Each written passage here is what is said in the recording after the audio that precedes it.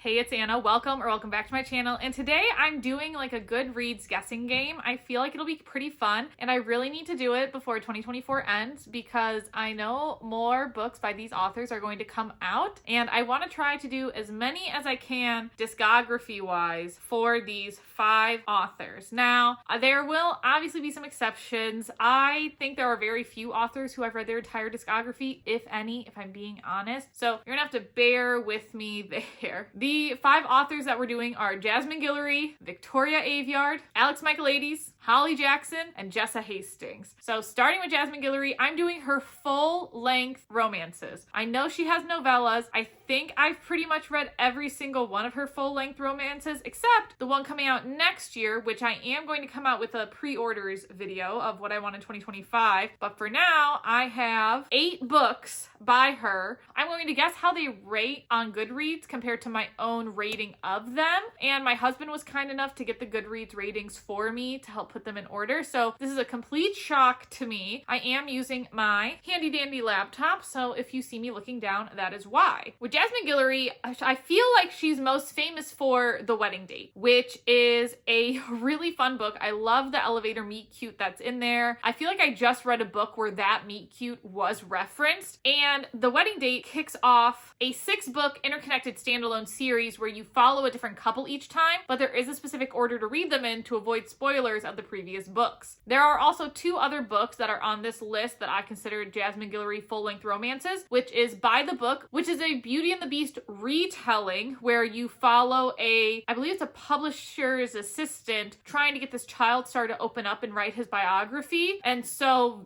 very secluded man trying to have this girl who loves books bring the best out of him. You get Beauty and the Beast vibes from that. And then Drunk on Love, which is completely separate from the Wedding Date interconnected standalone series. It still features a heterosexual couple and it has like an age gap, a little one. I feel like they emphasized it way too much in the book. And they are in like wine country together and she's the business owner who accidentally had him hired at her business. So very interesting relationships there. She is coming out with a book Playing Flirty in 2025, which is a woman love woman romance. So I'm very excited for that. So let me see where I think these are going to be. I do think when you are being introduced to authors, standalones and first books are going to just do better on Goodreads. I think they have more public appeal. So that means I'm going to start with The Wedding Date, By the Book, and Drunk on Love. I am going to put The Wedding Date as it has the highest ratings on Goodreads. I feel like it's a really good book. It was my favorite book in the interconnected standalone series. I did give it a 5 out of 5 stars, and it's my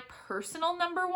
I am going to then put By the Book as number 2 simply because it's been out a little bit longer than Drunk on Love and it was also published by Disney, so I think it just has more general mass appeal. And then I'm going to put Drunk on Love as 3 for the 3rd highest Goodreads guess. Personally, this is my 6th favorite book by her, so definitely a little different rankings there. I did not like it, but I think if you're new to Jasmine Guillory, you might like it more. It just didn't have the same hit for me as some of the other books. So then we have the other 5 books in the interconnected standalone series. We have The Proposal, which is book 2. This is my 4th favorite book by her. The Wedding Party, which was book 8, my least favorite book, had my least favorite relationship in there. Royal Holiday, which was my 7th favorite. Party of 2, which was 5. And While We Were Dating was 3. Now listen, I think While We Were Dating has a special place in my heart because the main character's name is Anna. Her love interest is Ben. My name is Anna. My husband's name is Ben. So I think that one is a little inflated for personal reasons. I think in reality, I feel like The Proposal, which is the 2nd book, is probably going to be number 4 then if you kept following the Wedding Date series. I honestly think I'm just going to go down the road with the Goodreads ratings. I feel like then The Wedding Party would be 5, Royal Holiday 6, Party of 2 7, and While We Were Dating 8. I feel like as you go down into series, I feel like there's just less and less, people doing reviews, less buy-in, things like that. So let's see what the Goodreads folks have to say. say? Wow. Well, this is an interesting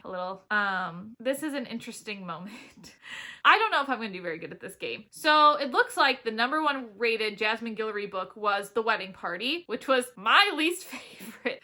And then I ranked 5. Dang, why do people like that one as much as they do? I still liked it, but it wasn't as high as rated for me personally. #2, we have Party of 2. #3 is While We Were Dating, which actually matches my #3. #4 is By the Book. #5 is Drunk on Love. #6 is The Wedding Date. Maybe I gotta rethink this first book exposure because maybe this is the first book someone's reading, and that's where you have a lot of people who like maybe won't read the author again. So that's strategy. But The Proposal's #8. I feel like that's kind of low. Oh, and it's tied with Royal Holiday. Royal Holiday has the oldest main characters there, so I kind of get the lack of public appeal. I feel like most readers right now are like in their 20s and 30s, and this does follow an older couple. But oh, well, I wasn't really expecting that at all. That's kind of surprising. I did not do very good on that one. Let's see if I can do better with Miss Victoria Aveyard. She wrote the Red Queen series and the Realmbreaker series, so I've officially read all of her discography. That's for certain. And I'm going to read Tempest Breaker when it comes out in 2026, whether I get my grubby little hands on an early copy or not. So I feel like my rankings definitely aren't going to match the Goodreads rankings. I did rate Fate Breaker as #1. Absolute favorite. I love the way it ended the series. I read it so fast. I was enthralled by the end of the Realmbreaker series book, which is Fate Breaker. And then my #2 was Red Queen. I think Red Queen is such a staple, but there's a lot of debate going on right now between Red Queen and Powerless. I definitely want to read Powerless to compare the two as such a big Red Queen fan. Blade Breaker, #3 for me personally. #4 was Warstorm. #5 was Glass Sword. #6 was Realmbreaker. The world building at the first Realmbreaker just felt like so much for me. It just couldn't be higher. The Broken Throne was 7, and then King's Cage was 8. And you know what? I'm sticking to King's Cage being 8 for the Goodreads guess. I'm just go out there. I think it is like, gives very much second book in a trilogy energy, if you understand what I mean. It was just not my favorite. I guess the ending kind of took off to get us to book 4, but like, I just did not like King's Cage overall very much. So now, learning from our mistakes with Jasmine Guillory, I'm not going to put Realmbreaker or Red Queen as #1 because I think that'll be people's introduction, and I think with Red Queen specifically, I'm going to put that at a 6 because of, I feel like right now how many people are like, oh my god, this is just like copy and paste of Powerless, which like doesn't make sense because this came out years earlier. And then for Realmbreaker though, I'm going to put that at a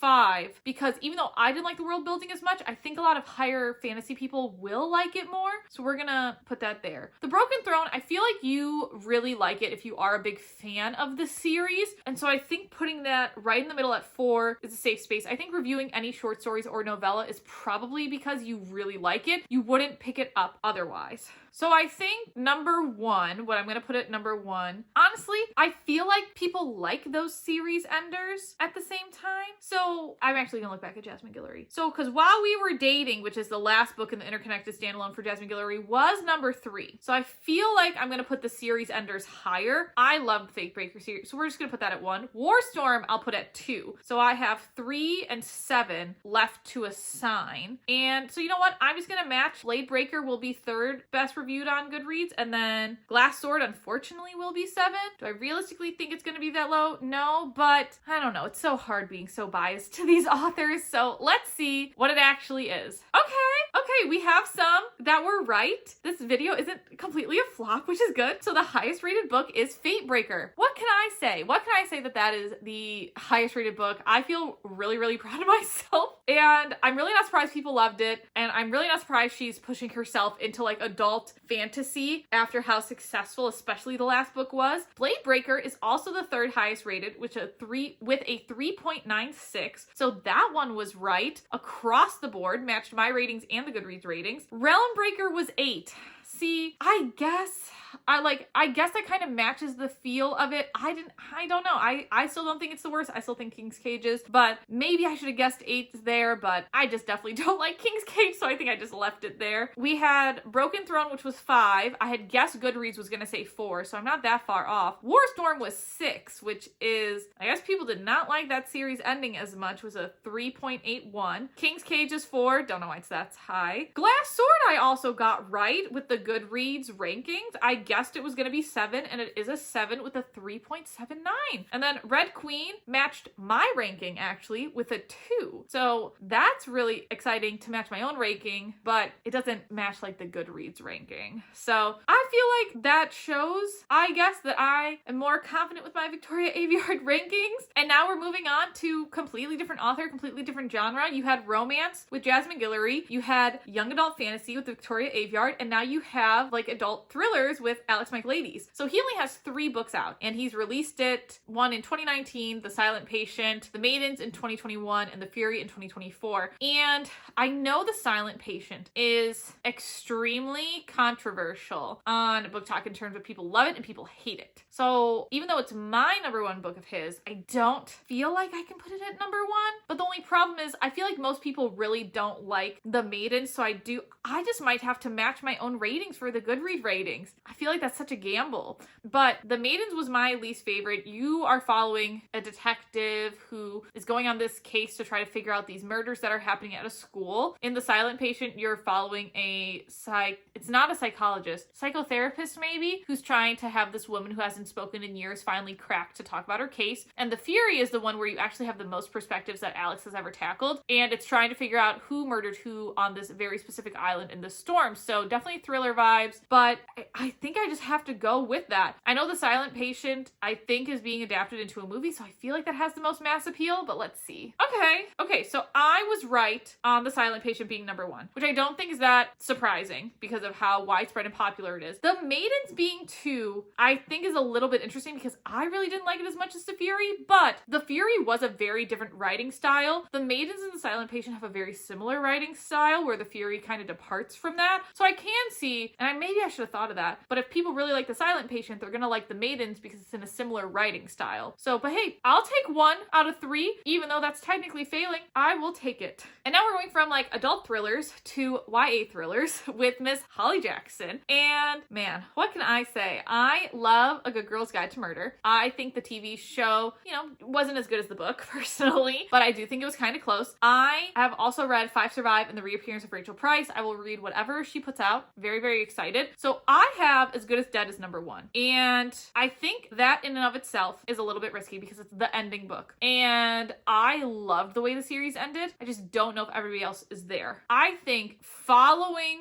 Victoria Aveyard and Alex Michaelides, I'm gonna put A Good Girl's Guide to Murder as number 1. It is my number 2. So it's not like I'm that far off. I feel like the reappearance of Rachel Price did very well this year. So I'm gonna actually put that as number 2 for the Goodreads guess. I feel like with novellas, because this novella you can read as a prequel or afterwards, I feel like you see a different side of Pip that I don't think as many people might like, which is why I had it at 5, but I'm actually gonna put it at 6 because I just don't think it'll get the high enough rating compared to her full-length novels. I'm gonna put As Good as Dead at number 3 then, and I'm going to put Five Survive at 4, which is what I truly rated it as well. And I don't think it's because Five Survive is bad, I just think it's because The Reappearance of Rachel Price, As Good as Dead, and As Good Girl's Guide to Murder are just that much better. Five Survive, you have a lot of tension in the RV. The main character is just a little sporadic and not as specific, and I don't think she's as relatable, so to speak, of a main character as compared to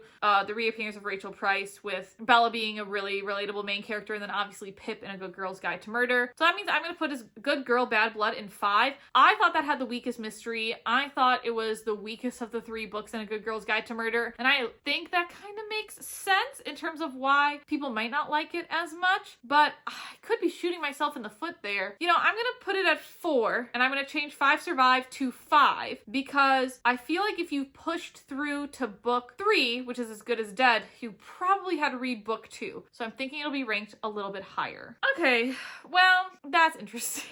Okay. I don't think I ruined anything for myself, which is good. I did get some right. So As Good as Dead being number 1, not a surprise for me. Not a surprise at all. We have Good Girl, Bad Blood is number 2, and As Good as Dead is 3. So I was right. Maybe I should have just rated it 1, 2, 3, but I just don't think Good Girl, Bad Blood was as good. The novella was number 6, even though I personally rated it number 5. So I think I was right about people's attitudes reading it. Five Survive being at 5. So switching Good Girl, Bad Blood and Five Survive did give me another one right, which is good. And then the reappearance of Rachel Price being at a 4, I'm kind of surprised, but looking at the actual ratings, I mean, she has almost every book except the novella over 4 stars. So I feel like she's definitely an author you should read if you like thrillers at all. Even if you're not always into YA thrillers, I just think she does it so masterfully. And then specifically for Jessa Hasting, I want to talk about the Magnolia Park series. I know she has another book in like another universe. Oh, I'm ignoring that.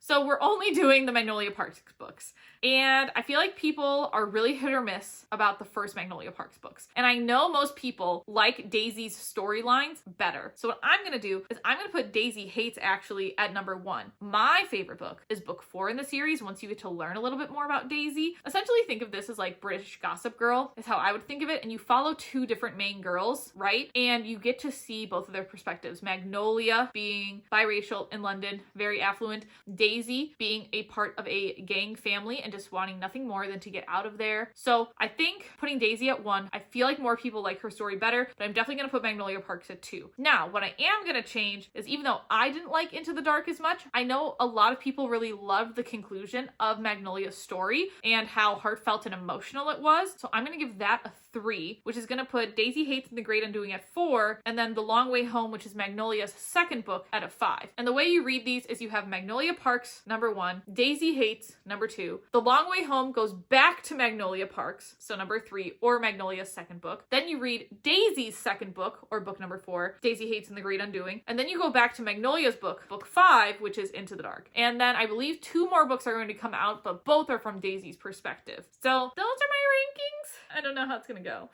I got none of them right. I wish I could end this video on a high note, but I got none of them right. So Magnolia Parks is actually a 5. Yikes. Did not expect it to be that low. Daisy Hates is a 4. I also thought that was going to be higher, but the one that did end up matching is that most people really liked Daisy Hates the Great Undoing, even though I said it was going to be a 4. I guess I should have just gone with my own personal ranking and I would have been right on that one.